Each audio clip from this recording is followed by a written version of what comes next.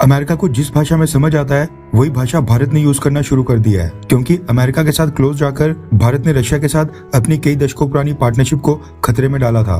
पाकिस्तान के साथ F-16 को अपग्रेड और उनकी मेंटेनेंस की डील को लेकर अमेरिका काफी समय से भारत को सफाई पेश कर रहा था।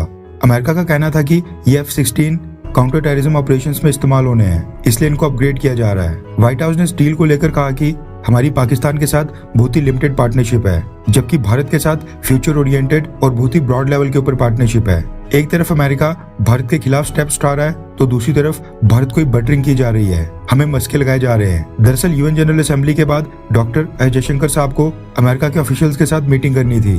यूएस के जो विदेश मंत्री एंटनी ब्लिंकन है, उन्होंने डॉक्टर एस जयशंकर साहब के सम्मान में एक डिनर रखा था। वहीं पेंटागन, जो अमेरिका के डिफेंस डिपार्टमेंट की हेडक्वार्टर्स बिल्डिंग है, वहां पर डॉक्टर एस जयशंकर साहब के स्वागत में अमेरिका के रक्षा मंत्री लॉयड ऑस्टिन ने खुद ही प्रेजेंट रहकर उनको ऑनर कॉर्डन दिया था। ये सब करके अमेरिका ये दर्शाना चाहता था कि उसके लिए भारत और भारत का विदेश मंत्री कितने मायने रखता है और अमेरिका भारत को कितनी इंपॉर्टेंस और सम्मान देता है। लेकिन इन सबके बावजूद भारत के विदेश मंत्री डॉक्टर एस जयशंकर साहब ने अमेरिका को एक्सपोज करने का काम किया है। डॉक्टर एस जयशंकर साहब ने मेक श्योर किया कि अमेरिका उनके सम्मान में, यानी उनके ऑनर में ये सब चीजें करके या फिर काउंटर टेररिज्म का बहाना मारकर कम से कम भारत को तो बेवकूफ नहीं बना सकता है। रेफरेंस के लिए आपकी स्क्रीन के ऊपर द टाइम्स ऑफ इंडिया के आर्टिकल का स्क्रीनशॉट है, जिसके मुताबिक विदेश मंत्री डॉक्टर एस जयशंकर साहब ने अमेरिका में बैठे बैठे अमेरिका को ये बोला कि आप पाकिस्तान के साथ अपनी F-16 की डील से भारत को तो मूर्ख नहीं बना सकते हो। भारत की तरफ से नाराजगी प्रकट करते हुए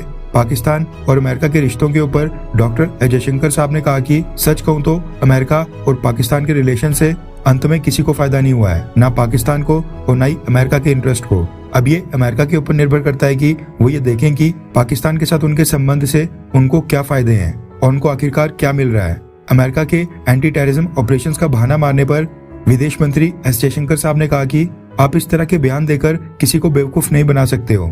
जब आप F-16 की कैपेबिलिटीज वाले एयरक्राफ्ट की बात करते हैं तो ये सबको पता है कि ये कहां पर डिप्लॉय होते हैं और इनका क्या यूज होता है। अगर मैं अमेरिका के पॉलिसी मेकर से बात करता तो उनको सीधा बोलता कि देखो तुम लोग क्या कर रहे हो, हमारे बारे में तो छोड़ दो, यानी भारत का तो छोड़ दो, ये अमेरिका के लिए भी अच्छा नहीं है।